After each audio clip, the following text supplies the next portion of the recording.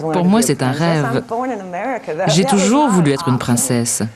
Mais je suis née en Amérique et rien de tout ça n'existe ici.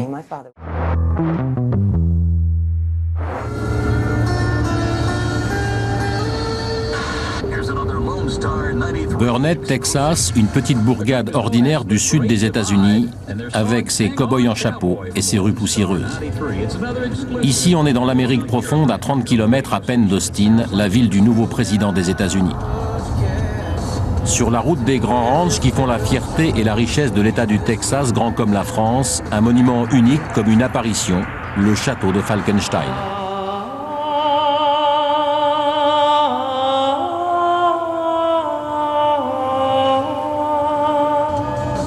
Même les célèbres longues cornes sorties tout droit du Far West ne font plus attention à ce morceau de Bavière en terre texane, un îlot de romantisme planté parmi les cactus. Le château de Falkenstein est né de l'imagination et de la volonté d'un homme, Terry Young. À 56 ans, ce patron d'une entreprise de bâtiment est en train d'achever un rêve d'enfant. Un rêve qui lui aura coûté 5 ans de sa vie et 14 millions de francs. Mon père était dans l'armée de l'air américaine et nous étions basés à Wiesbaden en Allemagne. Et pendant les week-ends, mes parents m'emmenaient, ma sœur et moi, visiter les châteaux en Europe. La première fois que j'ai visité un château de Louis II de Bavière, je devais avoir 7 ans.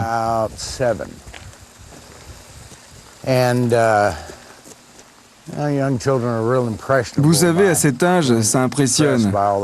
Et je crois que ça a marqué ma vie. 40 ans plus tard, fortune faite, Terry retourne en Allemagne avec sa femme. Là, il découvre le dessin d'un château commandé par Louis II de Bavière, mais jamais construit. Nous avons essayé de reproduire aussi fidèlement que possible le dessin d'origine. Mais forcément, certains détails voulus par l'artiste sont impossibles à construire, comme les gargouilles, les sculptures. On ne peut pas être complètement fidèle à l'original. Sur le dessin, on trouve 7 bâtiments, y compris les tours de garde. Nous avons rentré toutes les données dans un ordinateur pour pouvoir reproduire fidèlement les dimensions. Le palais principal fait plus de 30 mètres de haut. Maintenant, il faut qu'on s'attaque aux détails, comme les effets de dentelle sur la pierre, par exemple. Je pense que ça va nous prendre encore 2 ans. Falkenstein, avec ses tours, ses 10 000 mètres carrés habitables et ses plafonds hauts de 7 mètres, est aujourd'hui la plus grande demeure en construction au Texas. Ça, c'est notre salle d'armes, avec ses armures, ses tapisseries et son indispensable table des chevaliers, bien sûr. La plupart des armes et armures sont des reproductions faites aux États-Unis. Voici notre chapelle. Elle est plus spacieuse que dans les vrais châteaux. Nous l'avons construite beaucoup plus grande que les autres chapelles parce que nous voulons qu'elle puisse accueillir 150 personnes pour célébrer les mariages. Je pense que l'autel vient d'une cathédrale française. Je l'ai acheté dans une vente aux enchères. Ça doit être Sainte-Catherine parce qu'il y a le nom là-bas, gravé dans le bois. Kim, la femme de Terry, se débrouille seule pour entretenir le château. Aujourd'hui, la châtelaine texane a de quoi s'occuper. Ce soir, Falkenstein fête comme il se doit l'arrivée du nouveau millénaire. Le buffet est arrivé. Ça m'a coûté une fortune. J'espère qu'il y en aura assez. J'ai de la chance, on vient juste de m'installer l'évier de la cuisine.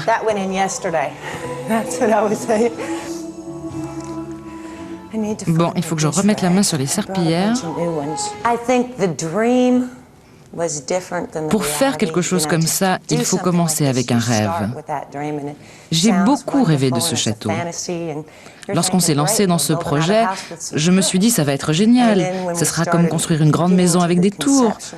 Quand on faisait des plans, je disais tout le temps à mon mari, je veux que ce soit encore plus grand et encore plus haut. Au bout d'un moment, Terry m'a dit, il faut être réaliste. On n'a pas le savoir-faire en Amérique pour construire un château comme à l'époque. Pour moi, c'est un rêve. J'ai toujours voulu être une princesse. Mais je suis née en Amérique et rien de tout ça n'existe ici. Vous savez, je viens d'une famille pauvre. Mon père était instituteur, j'étais serveuse, secrétaire. J'ai même été bonne. Quand on a vécu comme moi et qu'une occasion comme celle-ci se présente, on n'hésite pas une seconde. Il faut toujours essayer de réaliser ses désirs.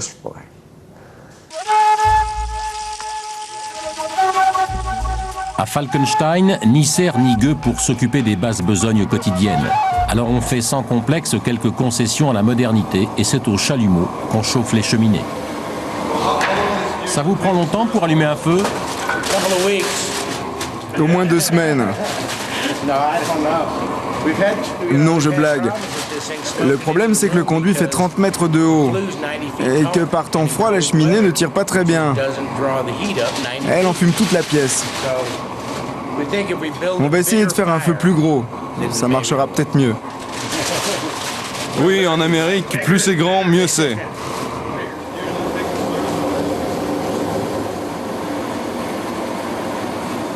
Vous allez manquer de bois pour faire un grand feu. On ira en rechercher, mais on est prudent. Comme il n'y a que 50% de chance pour que ça marche, on n'a pas voulu l'amener pour rien. Bon, j'ai plus qu'une chose à faire. Kim n'a que quelques minutes pour retrouver le romantisme de la cour de Bavière. La cinquantaine d'invités attendus ce soir est déjà en chemin. C'est la couronne qu'on m'a offerte pour Noël. Terry had this made for her. Oh, this feels good. How did you keep it on? Tu la portes comment? Sur le front. Attends, détends-la un peu. C'est une couronne ajustable.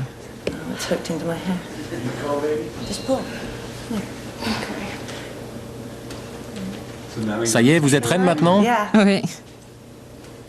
C'est droit? Oui, ça a l'air bien. T'es sûre? Vous avez l'air un peu inquiète.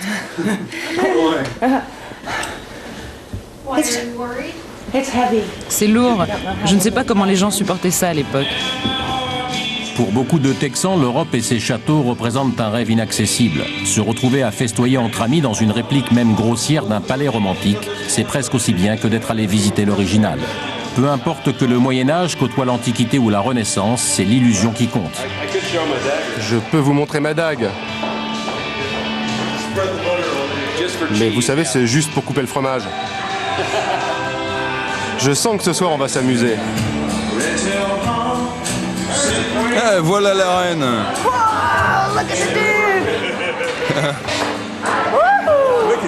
Regarde, comment tu vas? Très bien. Tout le monde a l'air en forme. Tiens, laisse-moi te présenter mon ami Tom Burke. Ah, c'est vous le bourreau. Content de vous voir. L'année dernière déjà, j'étais en uniforme.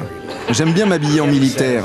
Ma femme me dit que je dénote parmi les costumes d'époque, que je ressemble à un dictateur sud-américain. Mais si vous regardez bien les documents sur Louis II, vous verrez qu'il porte un uniforme qui ressemble à celui-ci.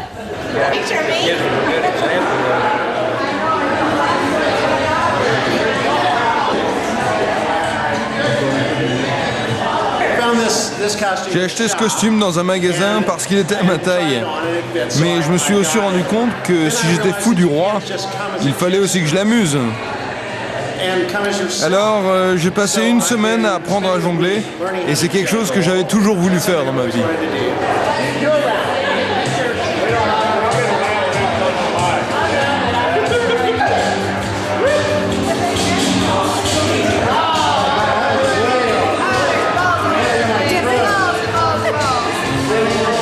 Attention, il y a quelqu'un sous ta jupe. Moi, je suis vraiment confus, vraiment. C'est pas ce que vous croyez. Je suis contente, ce château prend enfin vie. C'est l'ambiance dont il a besoin.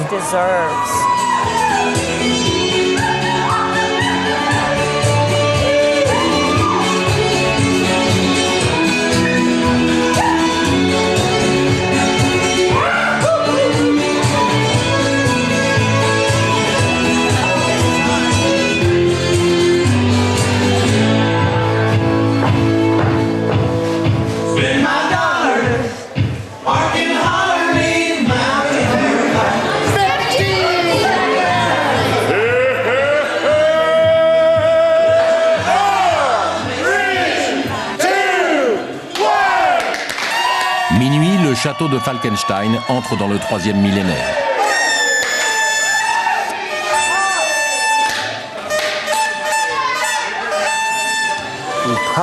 Plus tard, nous pensons léguer notre château à l'État du Texas pour qu'il soit visité comme le sont les châteaux d'Europe.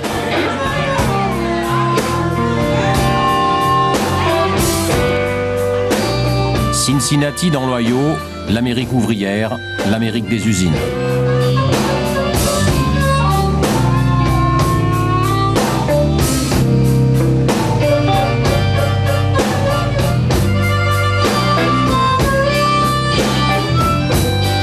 Joe Carey est un ancien cheminot. Pendant 20 ans, il a joué de l'harmonica à l'arrière des trains de marchandises. Mais ce soir, Joe joue pour ses pairs, les chevaliers de l'ordre du chemin doré, tous ouvriers comme lui.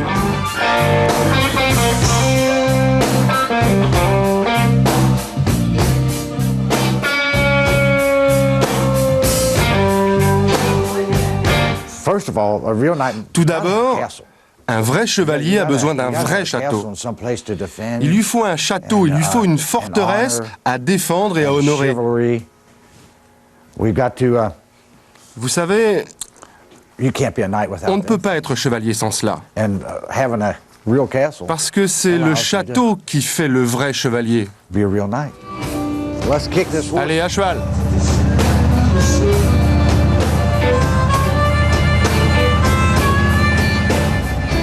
Le progrès, c'est quelque chose d'incroyable. Moi, par exemple, j'ai été cheminot pendant 20 ans, et il n'existe presque plus de cheminots aujourd'hui.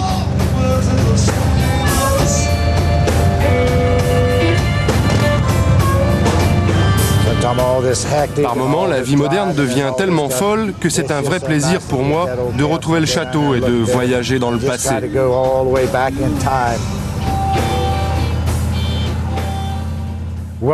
Bienvenue au château La Roche, comme on dit en français. Il a été construit pierre par pierre par Sir Harry Andrews. Ça a pris 50 ans. Je dis Sir Harry parce que Harry a été anobli pendant la Première Guerre mondiale par un noble français pour sa bravoure. Il était médecin sur le front.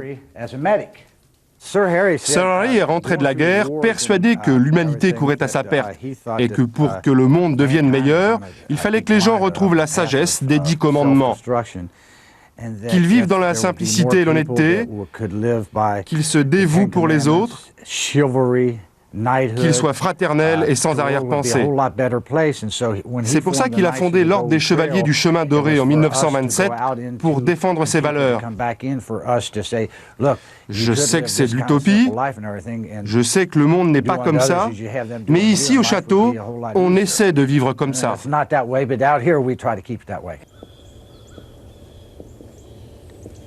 Joe a été fait chevalier à l'âge de 18 ans par Sir Harry lui-même. Il a dû faire ses preuves 1 an sur le chantier avant d'être adoubé. Comme tous les membres de l'ordre, il s'est engagé à faire le bien autour de lui et à sauvegarder le château, dont il connaît chaque histoire et chaque recoin. À l'époque, pour entrer dans un château comme celui-ci la nuit, il fallait tendre le cou par là et connaître le bon mot de passe. Sinon, on dit que c'est comme ça que le football a été inventé, par des chevaliers enfermés avec des têtes coupées. La cheminée devait servir de but. Enfin, c'est ce qu'on dit, mais moi je ne sais pas si c'est vrai. Pour construire Château La Roche, Sir Harry s'est inspiré des châteaux normands du Moyen-Âge qu'il a découverts en Europe pendant la guerre. Ça, c'est pour contrer les attaques de l'ennemi. On faisait fondre du plomb ou chauffer de l'huile ou du goudron selon les régions dans lesquelles le château se trouvait. Et si on n'avait rien d'autre, on faisait bouillir de l'eau. Tout était bon pour repousser les attaques. Une fois que c'était prêt, on attrapait le tout avec de longs bâtons et on le déversait au travers des meurtrières percées dans la muraille. Et ce, jusqu'à ce que l'ennemi recule et reparte. On balançait tout ça à travers ces trous. Tout dans les moindres détails et fidèle à l'époque, ou presque. Vous voyez là-bas ce mur? Eh bien, en dessous, il y a une salle où 11 personnes pouvaient survivre pendant 90 jours en cas d'explosion nucléaire. L'Ohio était une cible potentielle pendant la guerre froide. Alors Sir Harry a fait construire cet abri anti-atomique. Pour financer les travaux et les œuvres charitables de la confrérie, les chevaliers de l'ordre du Chemin Doré organisent régulièrement des mariages au château. Chaque année, on a entre 40 et 60 mariages ici. Et pour Halloween, il y a plus de 10 000 personnes qui viennent visiter le château. C'est incroyable le nombre de gens qui sont prêts à payer pour avoir peur, surtout lorsqu'ils apprennent qu'il y a un vrai fantôme ici. C'est un vrai plus. Vous voyez cette tache blanche sur la photo? Eh bien, c'est le fantôme d'un chef indien. Ici, c'est une photo qui a été prise par des scouts quand Sir Harry était encore en vie, et celle-là pendant les années 70. Le fantôme est sur chaque photo. Il a une grande tête et un grand chapeau à plumes. C'est peut-être parce qu'il y a un cimetière indien plus haut sur la rivière. La plupart des 50 chevaliers de l'ordre sont d'anciens ouvriers. Sans la rencontre avec Sir Harry, ils n'auraient sans doute jamais entendu parler du Moyen-Âge. Ils ont appris l'histoire en la travaillant directement de leurs mains. Nous sommes tous volontaires. Le château nous appartient, mais on ne fait pas de profit avec. Le plaisir, c'est de le construire. Beaucoup de gens nous rendent visite juste pour le plaisir de voir un vrai château. Durant les week-ends, nous recevons beaucoup de scouts, beaucoup de jeunes. Les gens qui nous soutiennent aiment voir surtout les changements et les améliorations qu'on fait. Ils viennent en famille avec les enfants, les oncles, les grands-parents. Et ça leur plaît. Ce soir, l'ordre se réunit pour traiter des affaires courantes du château, comme tous les premiers dimanches de chaque mois. Sir Dave Buchan, Sir Buzz Waters, Sir Bill Edwards, Sir Jerry Helton, Sir Thomas Bell. Il ne reste plus personne en bas? D'accord, alors on y va. I pledge allegiance to the flag of the United States of America and to the republic for which it stands. Moi qui n'étais qu'un simple chevalier, je me retrouve aujourd'hui à la tête de la confrérie. C'est un grand honneur car c'est à moi aujourd'hui de veiller sur eux et sur le château. Pourtant, quand je repense à Sir Harry, je suis loin d'être l'homme qu'il était. Il a donné toute sa vie à ce château. Il s'en est occupé jusqu'à son dernier jour. Il voulait qu'il lui survive. Aujourd'hui, c'est donc à nous de terminer son œuvre et de faire vivre l'esprit de la chevalerie. Plus personne ne veut travailler pour rien aujourd'hui. Mais nous aussi, nous sommes ensemble juste pour l'amour d'un homme et d'un endroit. Nous travaillons pour que le château de Sir Harry survive. Nous ne serions pas là sans lui. Il n'y a pas une famille plus soudée que la nôtre et un endroit plus fraternel. L'amitié et la solidarité, c'est ça notre force.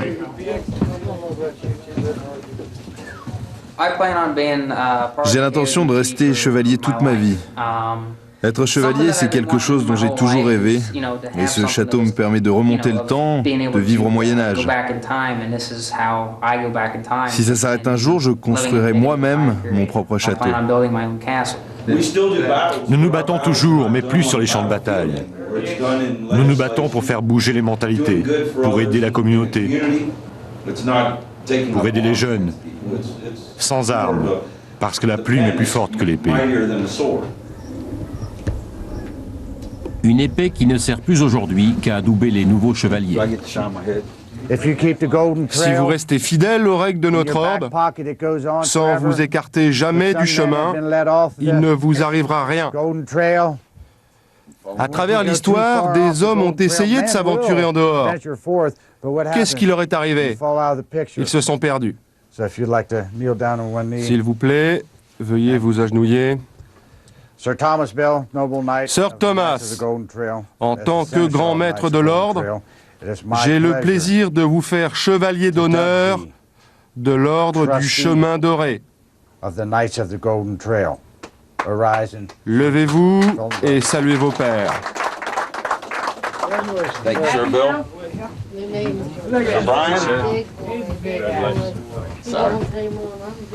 Ça, c'est notre poignée de main. Quand tu serres un chevalier comme ça, tu sais qu'il est vivant. Ça nous unit pour la vie.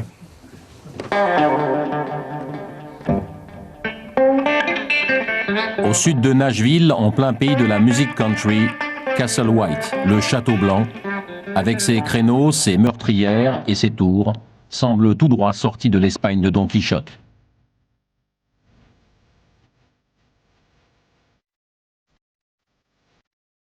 Mike Freeman a passé 20 ans à travailler la terre et la pierre, comme lui avait appris Sir Harry. C'est Sir Harry qui m'a transmis sa passion. Il a passé 50 ans de sa vie à bâtir son rêve. Moi, je n'aurais jamais cru qu'il me faudrait 20 ans pour réaliser la moitié du mien.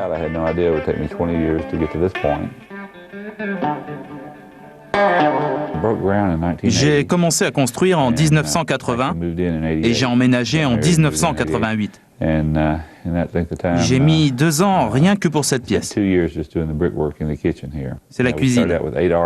J'ai utilisé 14 000 briques pour faire les 60 arches qui composent cette pièce. Mon rêve est devenu réalité. Ce qui m'a passionné, c'est de le faire par moi-même. N'importe qui avec de l'argent peut bâtir n'importe quoi. Mais construire soi-même avec ses mains un château, c'est autre chose. Mike Freeman est photographe professionnel. Il est aussi maître d'armes et collectionne les épées, les armures et les tableaux. Une passion qui dévore chaque centime que lui rapporte la photo. C'est Charlton Heston qui, bien malgré lui a donné la passion des châteaux vers l'âge de 18 ans. Quand j'étais petit, j'adorais tellement ce film que je prenais l'écran en photo. Tous les autres châteaux que j'ai vus après étaient immenses, irréalisables. Alors je me suis souvenu de celui-ci, avec sa tour unique et son pont-levis. Et je me suis dit que celui-ci, je pouvais le construire, et j'ai dessiné les plans. Ce qu'il faut bien comprendre, c'est qu'ici, dans ce pays, nous n'avons pas réellement d'histoire. Tout ne date que de 200 ou 300 ans. Mais en Europe, on trouve des châteaux sur chaque colline. En France, par exemple, il suffit de voyager le long d'une vallée pour voir un château tous les kilomètres.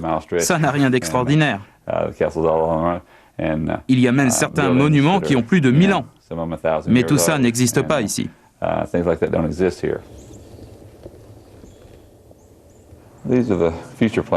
Ça, c'est ce qu'il me reste à faire. Ici, on peut voir le grand escalier de l'entrée et ces doubles arches de 60 cm d'épaisseur qui seront taillées dans de la pierre. Et là, il y aura le hall d'honneur qui va relier les 2 étages. Bon, pour l'instant, il faut utiliser son imagination pour les voir, mais ce sera très grand. Et vous pouvez voir que l'on sent très bien l'inspiration française. Mais avant de se lancer dans la construction du grand hall d'entrée, Mike doit terminer sa seconde tour. Cette pièce sera la salle des festins et la salle de bal, avec une galerie à l'étage. Cette cheminée, je l'ai dessinée en 1970, et ce n'est que maintenant que j'ai pu la construire. Elle est en pierre de taille. Quand l'ensemble sera terminé avec le balcon, ce sera impressionnant. Et tout le plafond sera en forme d'ogive. Comme ses pairs de Château-Laroche, Mike Freeman compte sur les mariages pour faire vivre son château. Il a même prévu de leur consacrer l'une de ses 2 tours. Je vais faire de cette pièce une suite nuptiale. Et je vais installer un ascenseur privé et les jeunes mariés auront toute la tour pour eux. La chambre nuptiale aura un plafond à 5 mètres et en haut de la tour, je vais installer un immense jacuzzi couvert. Mais l'ouverture de son château aux noces et aux noceurs n'est qu'un moyen pour Mike de financer sa passion de l'histoire. Chaque année, il organise au pied de son château un festival Renaissance qui attire plus de 200 000 passionnés comme lui. Kate Cox est une fidèle. Férue d'histoire médiévale, elle reconstitue chaque année des combats en armure.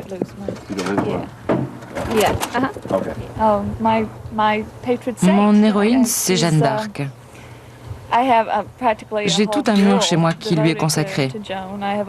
J'ai tous les livres sur elle et un jour, j'espère que j'irai en France pour faire un pèlerinage, mettre mes pas dans les siens. C'est un rêve pour moi. C'est ce que j'ai fait l'année dernière. Non, c'est vrai, j'en rêve. Si, j'ai même une reproduction de sa maison. Et j'ai fait le voyage à Reims, là où le dauphin a été fait roi.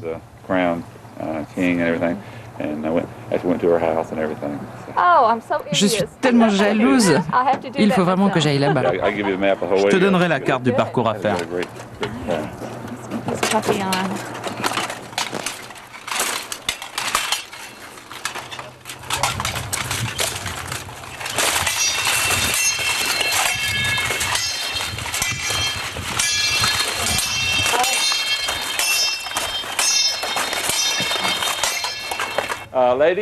Mesdames et messieurs, venez par ici, s'il vous plaît.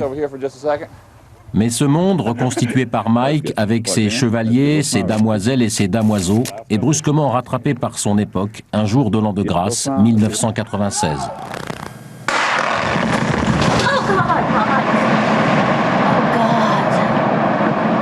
Sur ces images tournées de la tour du château, 30 ans de travail et de passion volent en éclats.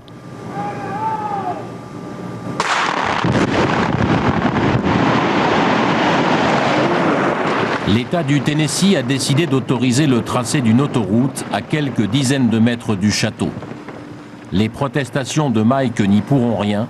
Contre l'État, le Seigneur est impuissant. Cette autoroute, c'est mon cauchemar. Voilà. Ici, j'avais 16 hectares de bois. L'État m'en a pris 4. Et ils m'ont payé 32 000 francs de moins par hectare que ce que j'avais payé il y a 15 ans. C'est inacceptable. Je les ai traînés en justice et depuis, j'essaie d'obtenir des dommages et intérêts. 43 explosions ont fissuré le rêve de Mike, un mini-séisme. Depuis l'autoroute, le chantier s'est arrêté. Je pense qu'il vaut mieux en rire qu'en pleurer. Parce que ce château, c'est 30 ans de ma vie. Jamais je n'aurais imaginé qu'une autoroute traverse un jour mon domaine. Et pourtant, c'est arrivé. C'est incroyable. Je me suis installé le plus loin possible de la ville, et c'est elle qui m'a retrouvé. Qui l'eût cru? Comme Don Quichotte combattait les moulins, Mike, le seigneur du Tennessee, guerroie désormais contre une armée de fonctionnaires invisibles. Une croisade pour imposer son petit bout de Moyen-Âge au cœur de l'Amérique.